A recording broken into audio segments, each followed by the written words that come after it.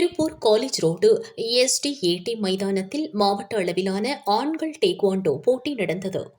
பள்ளிக் கல்வித்துறை சார்பில் நடைபெறும் போட்டிகளை மாவட்ட விளையாட்டு மற்றும் இளைஞர் நலன் அலுவலர் ரகுகுமார், மாவட்ட உடற்கல்வி அலுவலர் மகேந்திரன் ஆகியோர் தொடங்கி வைத்தனர். மாருதி உடற்கல்வி கல்லூரி முதல்வர் ஜெயபால் சிறப்பு விருந்தினராக கலந்து கொண்டார். 14, 17 மற்றும் 19 வயதிற்கு உட்பட்ட பிரிவில் போட்டி நடத்தப்பட்டது. இதில் 14 வயதிற்குட்பட்ட பிரிவில் 140 பேர், 17 வயதிற்கு உட்பட்ட பிரிவில் 140 பேர் மற்றும் 19 வயதிற்குட்பட்ட பிரிவில் 50 பேர் என மொத்தம் 330 பேர் களத்தில் உள்ளனர்.